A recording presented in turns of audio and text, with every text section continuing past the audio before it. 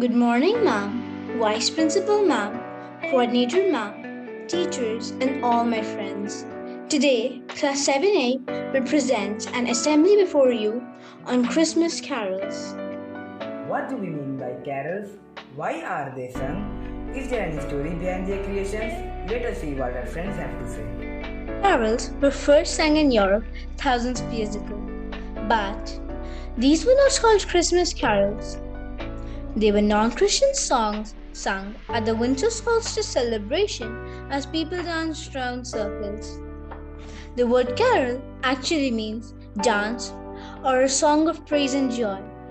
Carols used to be written and sung during all four seasons, but only the tradition of them singing at Christmas has really survived. Christmas, remembering the birth of Jesus, then started to be celebrated at the same time as the solstice. So, the early Christians started singing Christian songs instead of non Christian ones. In 129 AD, a Roman bishop said their song called Angel's Hymn should be sung at a Christmas service in Rome. Soon after, many composers all over Europe started to write Christmas carols. Let's start with the famous carol Rudolph the Red-Nosed Reindeer. Rudolph the red-nosed reindeer had a very shiny nose, and if you ever saw it, you would even say it glowed. All of the other reindeer used to laugh and call his name. They never let poor Rudolph join in any reindeer game. The story of Rudolph, the Red-Nosed Reindeer, began in 1939 with a Jewish Chicago copywriter named Robert May. The story of Rudolph, the reindeer that didn't fit in because of his red nose. Rudolph struggled, but in the end, he was able to take his place on the Santa's team and became a great success. Rudolph, the red-nosed reindeer, is the ninth reindeer that helps carry Santa's sleigh. He is famous for having his red, shiny nose. At first, Rudolph was teased by other reindeer for his large red nose.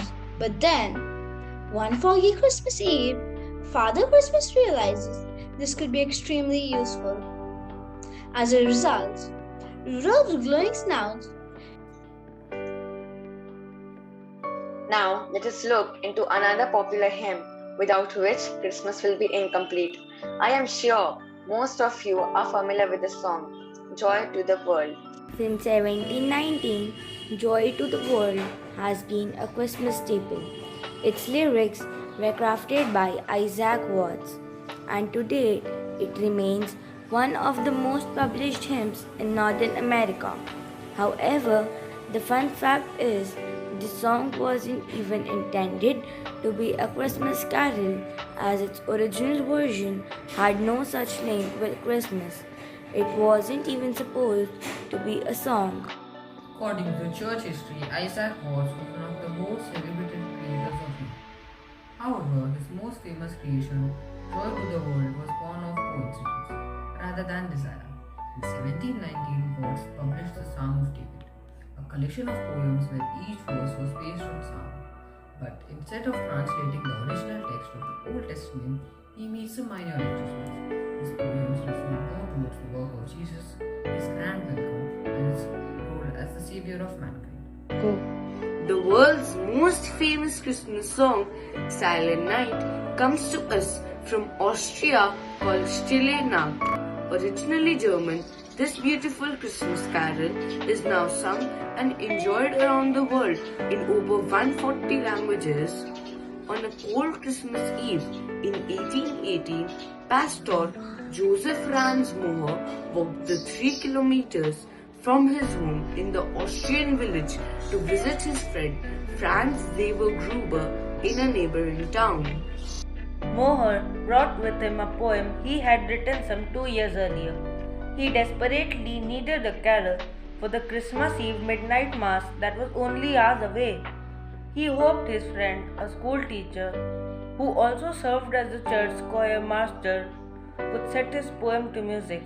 And one of the many amazing things about this carol is that Franz Gruber composed the Stille Nacht melody for Moher in just a few hours on that December 24, 1818.